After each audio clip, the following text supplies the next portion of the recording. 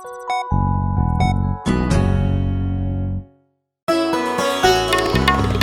सुन रहे हैं आज तक रेडियो।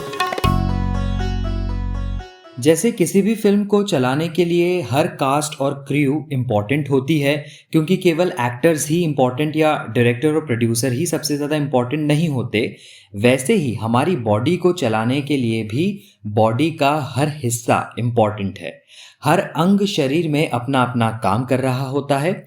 बात अगर किडनी की करें तो किडनी हमारे शरीर के खून को साफ करने का काम करती है। अब अगर शरीर का एक भी अंग काम ना करे तो सब बिगड़ सकता है।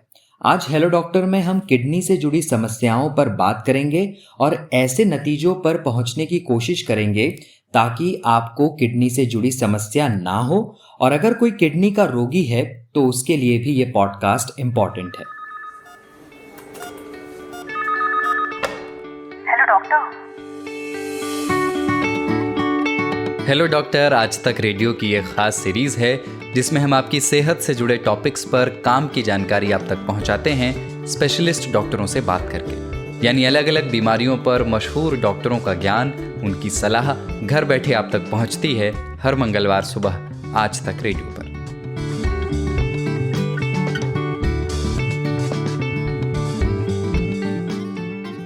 नमस्कार, आज तक रेडियो पर आप सुन रहे हैं हेलो डॉक्टर। मेरा नाम प्रतीक वाघमारे है। किडनी की समस्या डायबिटीज और ब्लड प्रेशर से जुड़ी है। अब आप तो जानते ही हैं कि भारत में डायबिटीज और ब्लड प्रेशर के कितने मरीज हैं। यानी अगर सही तरह से ध्यान नहीं रखा गया तो किडनी खराब होने के चांसेस बढ़ जाते हैं। 2015 में एक रिपोर्ट आई थी जो बताती है कि किडनी फेलियर 12वें नंबर पर मौत का कारण बनती है। ये बहुत ही सीरियस समस्या है। दुनिया में करीबन 70 करोड़ लोग किडनी की समस्या से जूझ रहे हैं। कई तो ऐसे हैं जिन्हें पता ही नहीं है कि उन्हें किडनी से जुड़ी समस्या है। कई पेशेंट्स कहते हैं कि क्या वे किडनी रोग के साथ जी पाएंगे या नहीं। अब किडनी रोग के बाद आप क्या क्या कर सकते हैं वो हम आपको बताएंगे। बीपी और डायबिटीज के पेशेंट्स क्या करें वो भी बताएंगे। साथ ही बताएंगे कि कब आपको किडनी की जांच के लिए डॉक्टर के पास चले जाना चाहिए और ऐसा क्या करें कि हम स्वस्थ किडनी के साथ लंबे समय तक रह सकें। मैंने बात की डॉक्टर मोहित खिरबत से। ये नेफ्रोलॉजिस्ट हैं जो किडनी से जुड़ी समस्या देखते हैं और इन्हें इसमें लंबा एक्सपीरियंस भी है। डॉक्टर मोहित सीकेबी हॉस्पिटल गुड़गांव से है।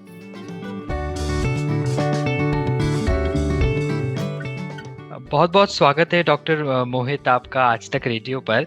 और सबसे पहले मैं इसी सवाल से शुरू करूंगा कि किडनी का काम क्या होता है और इतना इम्पोर्टेंट ऑर्गन क्यों है किडनी? देखिए ऐसा है, किडनी जो हमारा हमारे शरीर में दो दो गुर्दे होते हैं, एक दाएं तरफ का और एक बाएं तरफ का। ये दो छोटे ऑर्गन होते हैं, करीब आपकी जो मुट्ठी है मुट्ठी के साइज के होते हैं और ये आपके पेट के थोड़े से लोअर हिस्से में बैक की तरफ, पीठ की तरफ होते हैं। अब why are they so important? ये गुर्दे इतने इम्पोर्टेंट होते क्यों हैं? उसका कारण ये है कि वो शरीर में से सारी गंदगी, जो आपकी जो बॉडी के जो मेटाबॉलिक प्रोसेसेस हैं, जो भी गंदगी इकट्ठी होती है, जो भी बॉडी में एक्स्ट्रा होता है, वो सारा गंदगी के निकालने का काम किडनी का होता है, गुर्दों का होता है। इसके अलावा सिर्फ गुर्दों का काम सिर्फ शरीर से गंदगी निकालना नहीं है, वो बाकी और भी काम करते हैं, जैसे कि शरीर में विटामिन डी प्रोडक्शन करना। एक बहुत ही इम्पोर्टेंट हार्मोन है जिसे एरिथ्रोपोइटिन कहते हैं, जो बोन मैरो को सिग्नल देती है कि आप खून बनाइए। अगर खून की कमी होती है तो वो एरिथ्रोपोइटिन किडनी में बनता है या गुर्दों में बनता है और वो बोन मैरो को सिग्नल देता है कि खून बनाया जाए। इसलिए जब किसी को एडवांस किडनी डिजीज होती है या किडनी प्रॉब्लम होती है तो उसका खून बनना भी कम हो जाता है और अक्सर काफी सीवियर एनीमिया होती है। सो हेंस ये बहुत ही इम्पोर्टेंट ऑर्गन है और बहुत वाइटल ऑर्गन है। इसके बगैर जीवन असंभव है। इसलिए गुर्दे मेरे हिसाब से बहुत ही इम्पोर्टेंट और वाइटल ऑर्गन्स हैं। ओके, तो डॉक्टर किडनी से जुड़ी जो भी समस्या पैदा होती है वो पैदा कैसे होती है? मतलब बॉडी के साथ ऐसा क्या कुछ होता है जिसकी वजह से किडनी फेल हो सकती है? जी, तो किडनी के खराब होने के भाई काफी सारे कारण हैं, जिसमें से जो सबसे मुख्य कारण है वो है डायबिटीज, लॉन्ग स्टैंडिंग डायबिटीज। करीब अब 50% जो मरीज होते हैं किडनी के, जो इंडिया में होते हैं, वो डायबिटीज के वजह से होते हैं। खास करके उन मरीजों में जिनमें लंबे ड्यूरेशन की काफी समय से अगर डायबिटीज चल रही हो, और हम्म। खास करके अगर वो डायबिटीज कंट्रोल नहीं हो, दैट हम्म। मीन्स अगर किसी को poorly control diabetes long standing हो, तो उसको किडनी की प्रॉब्लम होती है। तो ये करीब 50% ही जो मरीज होते हैं वो डायबिटीज के होते हैं। उसके बाद जो अगला दूसरा इंपॉर्टेंट कारण आता है वो ब्लड प्रेशर होता है। अगेन, काफी लंबे समय से अगर किसी को ब्लड प्रेशर हो, और खास करके अगर वो ब्लड प्रेशर कंट्रोल नहीं है, बहुत हाई ब्लड प्रेशर रह रहा है, मरीज उसका ध्यान नहीं दे रहा, तो उस स्थिति में भी गुर्दों पे असर आ जाता है। जी। इसके अलावा फिर काफी सारे और कारण भी होते हैं, जैसे अगर हम दर्द की दवाइयाँ काफी समय तक लेते रहे या बगैर डॉक्टर की जांच सलाह पड़ताल की। के हम जी। अपने आप तो ये ले लें, तो उससे होता है। अगर हम्म। बार बार यूरिन में इन्फेक्शन हो, उससे होता है। पथरी से होता है। तो काफी सारे कारण हैं गुर्दे के खराब होने के। जी। आपने डायबिटीज का जिक्र किया, तो इसका क्या कनेक्शन है किडनी और डायबिटीज का? डायबिटीज एक ऐसी बीमारी है जो शरीर के हर हिस्से पे असर करती है। इसमें दो किस्म के कॉम्प्लिकेशन होते हैं, माइक्रोवास्कुलर और मैक्रोवास्कुलर कॉम्प्लिकेशंस। और धीरे धीरे होता यह है कि धीरे धीरे ये गुर्दों पे भी असर करती है। और जो हमारी जो छन्नी होती है, गुर्दा बेसिकली एक छन्नी जैसे काम करता है। हम्म। तो शरीर में जो भी गंदगी होती है उस छन्नी में से निकल के पेशाब में चले जाता है। जी। तो होता यह है कि वो छन्नी के जो पोर हैं वो साइज बढ़ जाता है। और सबसे पहले जो लक्षण होता है किडनी प्रॉब्लम का, वो होता है यूरिन में प्रोटीन निकलना, जो डायबिटीज में काफी काफी भारी मात्रा में उसका लीकेज शुरू हो जाता है। उसके बाद फिर धीरे धीरे से जैसे गुर्दा, जैसे ये बीमारी और बढ़ती है, फिर किडनी के टेस्ट भी बढ़ने लगते हैं, शरीर में पानी इकट्ठा होने लगता है, शरीर में बाकी गंदगियां इकट्ठी होने लगती है, और अल्टीमेटली मरीज को, जिसे हम कहते हैं सीकेडी स्टेज 5 या डायलिसिस वाली स्टेज आ जाती है। तो ये बात है। अच्छा। जी। और कितनी इसमें स्टेजेस होती हैं, जैसे आप बता रहे हैं अभी स्टेजेस तो? हाँ जी, तो बेसिकली अगर किसी को क्रॉनिक किडनी डिजीज है, जिसे हम कहते हैं, अगर किसी को 3 महीने से या 3 महीने से ज्यादा से किडनी प्रॉब्लम रहती है, तो उसे हम हम्म। क्रॉनिक किडनी डिजीज कहते हैं। नहीं तो उसको हम एक्यूट या रैपिडली प्रोग्रेसिव रीनल फेलियर कहते हैं। हम्म। क्रॉनिक किडनी डिजीज के 5 स्टेज होते हैं, स्टार्टिंग फ्रॉम स्टेज 1, जब हो सकता है सिर्फ अल्ट्रासाउंड में कोई एबनॉर्मलिटी मिले या पेशाब में थोड़ा सा प्रोटीन या रेड सेल मिले, टू स्टेज 2, 3, 4, एंड फाइनली जो 5वीं स्टेज होती है, वो स्टेज होती है जब किडनी का फंक्शन मुश्किल से 15% से भी कम होता है, और उस स्थिति में डायलिसिस या फिर किडनी ट्रांसप्लांट करना पड़ता है। ओके। तो इसमें और इसके क्या-क्या लक्षण हो सकते हैं किडनी रोग के, या मतलब किस वक्त हमें डॉक्टर के पास किडनी की जांच के लिए चले जाना चाहिए? ये कैसे मालूम पड़ेगा किसी देखिए पेशेंट को? जी, देखिए जो किडनी प्रॉब्लम है, अनफॉर्चुनेटली शुरू की स्टेजेस, जो फर्स्ट स्टेजेस होती हैं, स्टेज 1, 2, 3, अक्सर उसमें कोई भी लक्षण नहीं होते, बहुत ही कम लक्षण होते हैं। तो अगर हम हो सकता है अगर रेगुलर चेकअप ना करें, then we may not even pick it up, हो सकता है हमें इसके बारे में पता भी ना लगे। हुँ। खास करके स्टेज 1 और स्टेज 2 और समटाइम्स इवन स्टेज 3। शुरू में अगर कोई रेगुलर चेकअप कराए, तो हो सकता है यूरिन में थोड़ा बहुत प्रोटीन दिख जाए, या जिसे हम कहते हैं रेड ब्लड सेल्स दिख जाए, या अच्छा। फिर हल्की-फुल्की सूजन दिखे, या ब्लड प्रेशर हो। तो these may be the only symptoms. तो इट इज़ इम्पोर्टेंट कि जब हम एक रेगुलर चेकअप करते हैं, उसमें हमारा किडनी का चेकअप भी होना चाहिए, खास हुँ। करके उन मरीजों में जिनको डायबिटीज या ब्लड प्रेशर है, हाँ, या बिल्कुल। कोई परिवार या family history of kidney disease हो। तो उन मरीजों में किडनी का चेकअप होना जरूरी है। एडवांस स्टेजेस में जब एक बार किडनी सीकेडी स्टेज 4 या 5 में आती है, तो काफी सारी सूजन, कमजोरी, खून की कमी, भूख न लगना, उल्टी, और आगे जाके इवन गफलत या बेहोशी भी हो जाती है। जी। तो ये तो एडवांस स्टेज के लक्षण होते हैं। उसके पहले अनफॉर्चुनेटली जब किडनी फंक्शन डाउन हो रहा होता है, जो इनिशियल स्टेजेस में, उस समय तो हमें बेसिकली सतर्क रहना पड़ता है, और छोटा मोटा लक्षण भी हो तो हमें उसका डेफिनेटली चेकअप कराना चाहिए। जी। तो डॉक्टर, इलाज के बारे में तो आप बताइए ही, लेकिन एक जो किडनी के जितने रोगी हैं उनके मुँह से मैंने कई बार ये सुना है कि उनकी सबसे बड़ी समस्या ये हो जाती है कि वो अब कितना लंबा जिएँगे, उनकी ज़िंदगी कैसी होगी किडनी रोग के साथ, तो उनकी ये ज़्यादा बड़ी प्रॉब्लम होती है। तो इस पर आप क्या कहेंगे उन पेशेंट्स को? जी, देखिए definitely chronic kidney disease by definition chronic होती है। ये बीमारी बीमारी ऐसी होती है जो अनफॉर्चुनेटली लाइफ लॉन्ग चलती है, जिंदगी भर चलती है। वही। तो शुरू के देखिए, इट्स वेरी इंपॉर्टेंट कि अगर क्रॉनिक किडनी डिजीज डायग्नोज हो तो तुरंत अपने किडनी स्पेशलिस्ट या नेफ्रोलॉजिस्ट के पास जाएं और अपना एक रेगुलर फॉलोअप कराएं। And it is also important कि हम भटके ना ये समझते हुए कि ये क्रॉनिक डिजीज है, मॉडर्न साइंस में इसका कोई क्लियर कट इलाज नहीं है, बिकॉज जो ऑल्टरनेटिव थेरेपीज ऑफर होती हैं अक्सर उसमें और मतलब गड़बड़ हो जाती है, बिकॉज साइंटिफिक बेसिस किसी चीज का और है नहीं। The only science that there is what modern medicine offers for this. Now अगर हम इसका रेगुलर चेकअप करें और रेगुलर इलाज कराएं तो इट इज पॉसिबल। जैसे डायबिटीज है, अगर हम बिल्कुल इनिशियल स्टेजेस में किडनी प्रॉब्लम पकड़ लें, जैसे हम जिसे हम स्टेज ऑफ माइक्रोएल्ब्यूरिया कहते हैं, जब बहुत ही मिनिमल प्रोटीन लीकेज होता है, उस स्टेज में अगर हम कंट्रोल कर लें तो हो सकता है ये रिवर्स भी हो जाए। It is possible to do that. But अच्छा। एक बार वो एडवांस हो गई, फ्रैंक प्रोटीन, अच्छा खासा प्रोटीन लीकेज शुरू हो गया, फिर तो ये आगे धीरे धीरे बढ़ती जाती है। सो इसलिए अगर हम इनिशियल स्टेज में पकड़ ले तो हो सकता है इस प्रॉब्लम को हम रिवर्स भी कर लें। दूसरी बात, चलो अगर हमने सबसे इनिशियल स्टेज में ना भी पकड़ा, अगर हम इसका एक रेगुलर फॉलोअप करें और रेगुलर इलाज करें, इट इज क्वाइट पॉसिबल कि इसको हम धीमा कर सकते हैं, we can slow it down and therefore we can avoid dialysis for a number of years. काफी सालों तक हम डायलिसिस को अवॉइड कर सकते हैं। तो अच्छा। एक रेगुलर चेकअप करना, it is not the end of. हमें ये समझना चाहिए कि अगर किसी के पास किडनी की प्रॉब्लम डायग्नोज हुई है तो ये जिंदगी का अंत नहीं है। जैसे कोई बाकी बीमारियां होती हैं, ये भी है। और अगर हम इसका ठीक से इलाज कराएं तो इट इज क्वाइट पॉसिबल कि हम इसके साथ एक अच्छी जिंदगी जी सकते हैं, एक प्रोडक्टिव लाइफ जी सकते हैं। ओके। अगर किसी को the most important things I would tell somebody is कि अगर आपको किडनी प्रॉब्लम डायग्नोज हुई है, तो अगर आपको डायबिटीज है, अपना डायबिटीज को अच्छे से कंट्रोल करिए। और दूसरी बात, अपना blood pressure control it very well, उसको बहुत अच्छे से कंट्रोल में रखिए। Keep it below 130/80। अगर बहुत ही ज्यादा प्रोटीन लीकेज है तो कभी कभी हम बोलते हैं कि 120/70 से भी नीचे रखें, बट अदरवाइज जनरल एक रिकमेंडेशन होती है कि ब्लड प्रेशर आप 130/80 से नीचे रखें। तीसरी बात, अगर कोई दर्द की दवाइयां, देसी दवाएं ले रहे हैं, वो अवॉइड करें। अगर आपको यूरिन इन्फेक्शन की चांसेस हैं तो प्लीज उसको ठीक से इलाज कराएं। अगर कोई पथरी की बीमारी है उसको तुरंत उसका इलाज कराएं, तो ताकि आपकी किडनी की जो प्रॉब्लम है वो ज्यादा उसकी रफ्तार ना पकड़ ले वो बीमारी।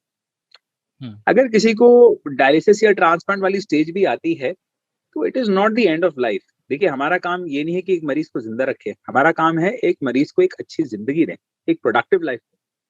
और वो चीज अगर वो अच्छे से डायलिसिस कराता है, दैट मीन्स रेगुलर डायलिसिस जैसे रिकमेंडेड है, या फिर अपना गुर्दा बदलवा लेता है, which is the best option. अगर एक कोई सीकेडी स्टेज 5 के मरीज की बात करें तो वो एक अच्छी जिंदगी जी सकता है। जैसे फॉर एग्जांपल मेरे पास एक मरीज है, वो करीब ही is a doctor actually, and उसको किडनी प्रॉब्लम काफी अर्ली स्टेजेस में डायग्नोज हुई थी, when he was I think barely about 20 years of age. तो उसने अपना पहला ट्रांसप्लांट कराया और उसकी मदर ने उस समय उसको किडनी दी, और वो किडनी करीब 15 साल चली, 35 साल का हो गया। अनफॉर्चुनेटली 15 साल में फिर वो किडनी खराब हो गई, फिर वो मेरे पास आया। तब तक ऑलरेडी वो मेरे पास उसने डायलिसिस शुरू करा दिया। फिर उसका मैंने सेकंड ट्रांसप्लांट किया। इस बार उसका ट्रांसप्लांट के लिए उसका गुर्दा उसकी बहन ने डोनेट किया। एंड फॉर द पास्ट 3-4 साल से he is again had a transplant and he is doing well. तो करीब अभी 40 साल के आसपास है। तो 20 साल तो उसने अच्छे निकाल दिए, और जिस तरीके से इसका गुर्दा चल रहा है, आई एम श्योर 10-15 साल और निकाल देगा on this, and even after that there is dialysis possibility. और समय के साथ जो थेरेपीज हैं, दवाइयां हैं, बेटर ही हो रही हैं। तो मैं ये सिर्फ इतना कहूंगा कि आप अगर गुर्दे की प्रॉब्लम होती है, निराश ना होएं। It is not the end of life. अगर ठीक से इलाज कराओगे तो एक अच्छी जिंदगी जी सकते हो आप। तो ये आप जो किडनी ट्रांसप्लांट बता रहे हैं, ये 100% सक्सेसफुल है? देखिए, मॉडर्न मेडिसिन में 100% कुछ नहीं होता, but definitely I would say जो अगर हम मॉडर्न साइंस में जो हम ट्रांसप्लांट्स करते हैं, तो there is definitely regular transplant में एक 90 से 95, 90 to 95% सक्सेस रेट है। So it is much better than being on dialysis. अगर आपके पास ट्रांसप्लांट का ऑप्शन है, अगर परिवार में आपका कोई डोनर है और आप ट्रांसप्लांट करवा सकते हैं, तो डेफिनेटली आपकी एक लाइफ की क्वालिटी और क्वांटिटी डायलिसिस से भी बेटर हुई। तो ये जो डोनर होता है वो कैसे मैच किया जाता है? देखिए, सबसे जो अभी ऐसा है, जो मॉडर्न साइंस में जो हमारी इम्यूनोसप्रेशन मेडिसिन होती हैं, वो काफी बेटर हो गई है। डेफिनेटली अगर आपका कोई ब्लड रिलेटिव दे दे, जैसे आपके माँ या बाप या भाई या बहन दे दे, तो उससे अच्छी कोई बात नहीं है। अक्सर अगर 30-40 साल की उम्र पे किसी को किडनी प्रॉब्लम डायग्नोज होती है, तो अक्सर उनका हस्बैंड या वाइफ एक दूसरे को ट्रांसप्लांट किडनी देते हैं, या अगर माँ बाप उस स्थिति में हैं कि दे आर स्वस्थ होते हैं, तो वो दे सकते तो हैं। दे सकते हैं। तो ओके। डोनर तो यूजुअली परिवार से ही आता है, और एज पर लॉज हमें परिवार से ही हम डोनर ढूंढते हैं। ओके। आपने डायलिसिस की भी बात की, तो इस प्रोसेस को एक बार समझाइए, और क्या इससे कोई समस्या तो नहीं होगी, कोई डायलिसिस के लिए जा रहा है तो? देखिए, अगर किसी को सीकेडी स्टेज 5 होता है, तो उसे हम कहते हैं कि उसे रीनल रिप्लेसमेंट थेरेपी की जरूरत है। अब रीनल रिप्लेसमेंट थेरेपी 3 किस्म की होती है। एक तो हो गया किडनी ट्रांसप्लांट, जो बेस्ट ऑप्शन हुआ। जी। दूसरा ऑप्शन होता है डायलिसिस, और वो डायलिसिस 2 किस्म का होता है। एक तो हीमोडायलिसिस होता है, जिसे हम खून वाला डायलिसिस कहते हैं। उसमें आप अस्पताल में हफ्ते में 3 बार जाते हैं, 4 घंटे के लिए अपना डायलिसिस कराते हैं, जिसमें खून की सफाई होती है। बेसिकली आपका खून मशीन में जाता है, फिल्टर के थ्रू साफ होके वापस आता है। तो ये प्रक्रिया 4 घंटे चलती रहती है। उस समय आप बिल्कुल होश में होते हैं, ऐसी कोई दर्द नहीं होती। आप टीवी देख सकते हो, न्यूज़पेपर पढ़ सकते हो, खाना खा सकते हो, सो अच्छा। सकते हो, whatever you want to do you can do. Hmm. तो ऐसा कोई नहीं है कि उनको कोई बहुत दर्द हो रही है, सिर्फ एक सुई की दर्द होती है। हम्म। तो और जो दूसरे किस्म का डायलिसिस मेंशन किया है, वो है पेरिटोनियल डायलिसिस, जैसे पेट वाला डायलिसिस या पानी वाला डायलिसिस होता है। उसमें पेट में एक नली डाली जाती है, पानी के बैग होते हैं 2-1 लीटर वाले, उनको हम उसमें एक नली डली होती है, उस नली के साथ आपके पेट में जो नली डली होती है पेरिटोनियल कैविटी में, उसके साथ उसको जोड़ा जाता है। वो पानी बाय ग्रेविटी आपके पेरिटोनियल कैविटी में आ जाता है। 3-4 घंटे वो पानी पेट में रहता है, मतलब पेरिटोनियल कैविटी में रहता है। बाय डिफ्यूजन जो भी शरीर में गंदगी होती है, वो पेरिटोनियल मेम्ब्रेन के अक्रॉस वो पानी में आ जाती है। 3-4 घंटे बाद वो पानी को हम ड्रेन कर देते हैं। फिर उसके बाद फ्रेश पानी डाल देते हैं। इसे हम पेरिटोनियल या पानी वाला डायलिसिस कहते हैं। इसका फायदा ये है कि आप घर पे कर सकते हो। नुकसान ये है कि आपको हर रोज 7 के 7 दिन में 3 या 4 बार करना पड़ता है। हर चीज के फायदे नुकसान हैं। हीमोडायलिसिस के कुछ एडवांटेज हैं, पेरिटोनियल डायलिसिस के कुछ एडवांटेज हैं। अगर हम बिल्कुल। क्वालिटी और क्वांटिटी ऑफ लाइफ की बात करें, तो दोनों करीबन बराबर ही है। जी। तो क्या ऐसा कह सकते हैं कि डायलिसिस के बाद सारी समस्या सॉल्व हो गई आपकी? आई वुड नॉट से कि सारी समस्या सॉल्व हो गई, बट एक जो निराशा वाली स्थिति होती है कि मुझे किडनी प्रॉब्लम हो गई, मुझे भूख नहीं लग रही, मुझे उल्टी आ रही है, मेरी सांस फूल रही है। अगर उस स्थिति से निकाल के हम एक नॉर्मल जिंदगी जी पाए, चाहे हमें हीमोडायलिसिस में हफ्ते के 12 घंटे अस्पताल में भी बिताने पड़ते हैं, 4 घंटे हफ्ते में 3 बार, और उसके साथ अगर हम एक नॉर्मल जिंदगी जी सकते हैं, तो मेरे हिसाब से it's not that bad. Definitely अगर नहीं अच्छा। डायलिसिस होता तो और अच्छी बात होती, बट एक निराश वाली स्थिति से निकल के एक स्थिति में, I have a lot of patients जो जॉब्स करते हैं, अपना काम करते हैं while on dialysis. I have patients जो 10-10 12-12 साल से डायलिसिस करा रहे हैं और बिल्कुल स्वस्थ हैं। जी। और डॉक्टर, जो किडनी रोगी होते हैं वो एक ये भी शिकायत करते हैं कि वो बहुत थक जाते हैं, या उन्हें बहुत ज़्यादा नींद आती है 7-8 घंटे की नींद लेने के बाद भी। तो इसकी क्या वजह है, और क्या इस थकान का कोई इलाज है?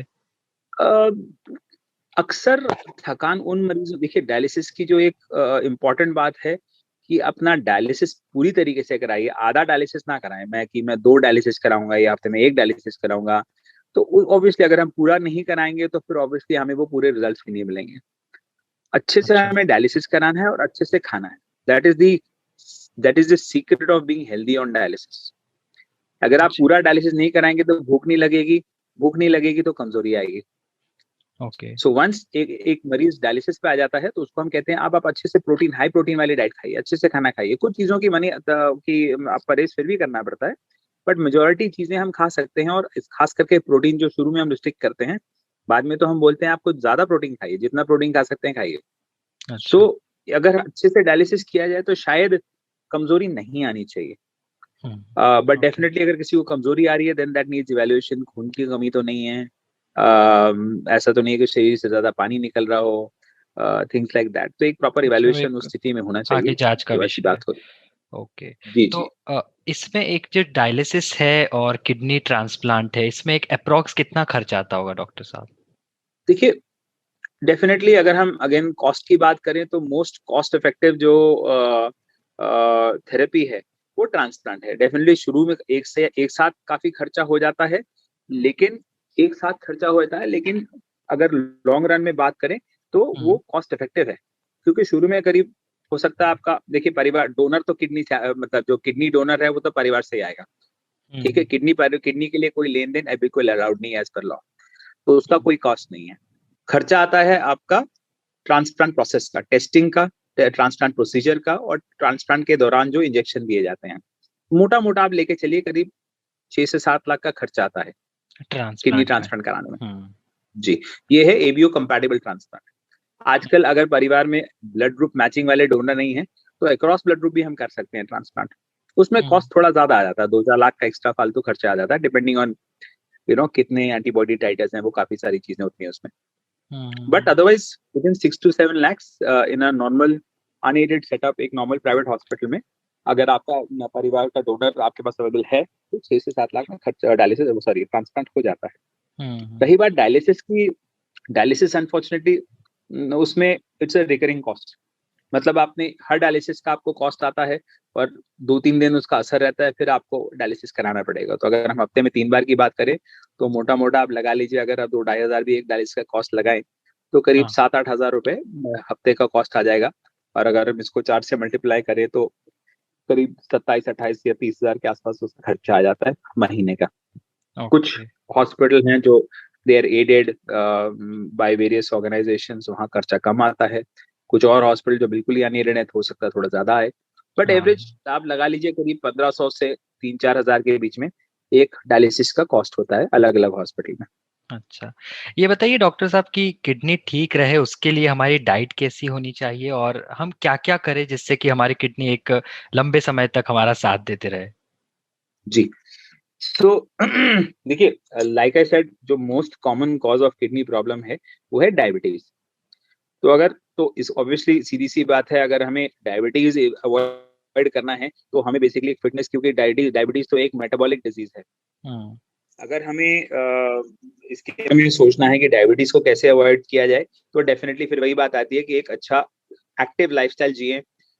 We should not be obese, overweight नहीं होना चाहिए, हमें एक्सरसाइज़ रेगुलरली करना चाहिए ताकि डायबिटीज़ ना हो। अगर किसी को डायबिटीज़ होता भी है, तो उस स्थिति में देन इट इज़ इम्पोर्टेंट कि आप डायबिटीज़ को अच्छे से कंट्रोल में रखें, बिकॉज़ अगर आपका डायबिटीज़ कंट्रोल में रहेगा, तो शायद किडनी प्रॉब्लम ना हो। Hmm, hmm, same goes for blood pressure. अगर किसी को ब्लड बिल्कुल। प्रेशर है, तो उसको अच्छे से कंट्रोल में रखें। That again is very important. अगर किडनी की प्रॉब्लम भी है, तो भी और अच्छे से कंट्रोल में रखें। So that is very important. दूसरी जी, बात, अवॉइड पेन किलर्स, दर्द की दवाइयाँ बिल्कुल अवॉइड करिए। यूरिन इन्फेक्शंस अगर टेंडेंसी इन्फेक्शंस की है, तो प्लीज़ उसको अपने डॉक्टर से कंसल्ट करिए, उसको सॉर्ट आउट करें। सो हुँ, ये these are the most common things and I think एक regular checkup is very important. For example कुछ कंट्रीज़ हैं जैसे जापान में, वहाँ पे बेसिक किडनी जैसे या यूरिन टेस्ट काफ़ी अर्ली स्टेज में इसे मैंडेटरी किया जाता है। सो वो जल्दी पिकअप हो जाती है किडनी प्रॉब्लम।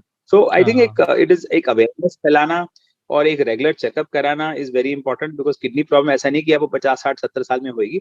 हो सकता है 20, 15, 20 साल की उम्र में भी हो सकती है, बच्चों में कभी भी हो भी हो सकती है, सकती है। ओके, कभी भी हो सकती है। तो okay. Awareness is important. Hmm. आखिरी 2 सवाल मैं लूँगा डॉक्टर और कि जी। एक तो हम वो सुनते हैं कि एक किडनी पर भी आप जीवन बिता सकते हैं। इसमें कितनी सच्चाई है? बिल्कुल 100% सत्य बात है जी।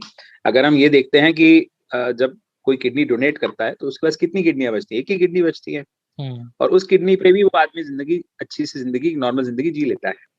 ऐसा नहीं है कि ट्रांसप्लांट के बाद बिल्कुल कोई प्रॉब्लम नहीं आ सकती, डोनर को आ सकती है, डेफिनिटली आ सकती है। थोड़ा-सा ब्लड प्रेशर के चांसेस ज़्यादा होते हैं, कभी-कभी यूरिन में हुँ, प्रोटीन लीकेज के भी चांसेस होते हैं। बट यूजुअली हम डोनर फॉर एग्जांपल बिल्कुल जो फिट बंदा होता है, पूरा टेस्ट करके हम देखते हैं कि बिल्कुल स्वस्थ स्वस्थ है हर किस्म से, तभी उसको हम डोनर लेते हैं। हुँ, So if that person can lead a normal life with one kidney, you can lead a normal life. But obviously ध्यान तो आपको ज़्यादा देना पड़ेगा। कुछ लोग बाय बर्थ एक किडनी के साथ बॉर्न होते हैं। कुछ अच्छा लोगों में ऐसा भी होता स्टोन है। या इन्फेक्शन की वजह से एक किडनी खराब हो जाती है। ओके। ऐसा भी होता है। जैसे अगर किसी को पथरी हो गई और हुँ, उसने ठीक से इलाज नहीं कराया, तो अल्टीमेटली वो गुर्दा खराब हो जाता है। देन हुँ, हुँ, अल्टीमेटली हुँ, फंक्शनली तो वो एक गुर्दे पे आ जाता है इंसान। सो एक गुर्दे में हुँ, आप ज़िंदगी अच्छी जी सकते हो। You can lead a normal life. ऐसा कोई मतलब बहुत परेशान होने वाली बात नहीं है, बट ये आपको उसका ध्यान देना पड़ेगा। अच्छा, अच्छा। और हर स्टेज पे अपने डॉक्टर को बताना पड़ेगा कि मेरी एक गुर्दा है, मेरा please take extra care. Hmm, hmm.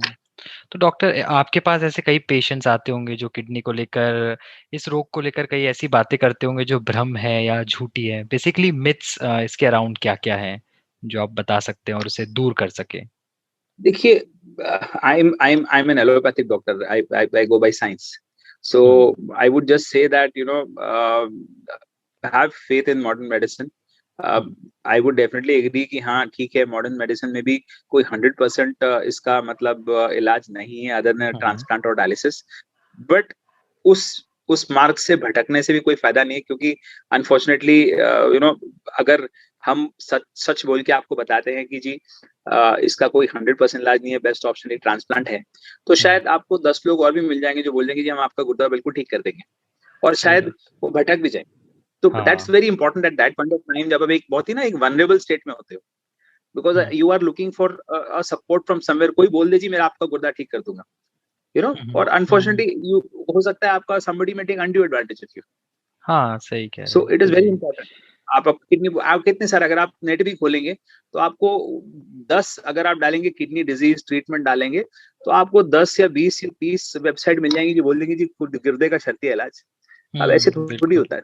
So one has to be very careful. And second thing is that एक healthy balanced diet, stick to what your doctor is recommending to you. This is important. Myths तो बहुत सारे हैं जी। तो basically doctor से मिलिए, science पे विश्वास कीजिए, यही सबसे बड़ी बात है। बिल्कुल। बहुत बहुत That's what बहुत I would शुक्रिया, बहुत बहुत शुक्रिया डॉक्टर मोहित, आपने बहुत ही आसान भाषा में हमें इतने सारे सवालों के जवाब दे दिए। Thank you very much. धन्यवाद, थैंक यू सो मच। हमारे एक लिसनर है सनी कुमार, हमें कई बार लिखते रहते हैं, सलाह सुझाव भी देते रहते हैं। इस बार उन्होंने पूछा कि दिल्ली सिख गुरुद्वारा मैनेजमेंट कमेटी द्वारा जो डायलिसिस सेंटर खुला है उसके बारे में डिटेल में जानकारी मिले। सनी जी जो दिल्ली सिख गुरुद्वारा प्रबंधक कमेटी के मेंबर है अवनीत सिंह रायसेन जी, उनसे हमने बात की।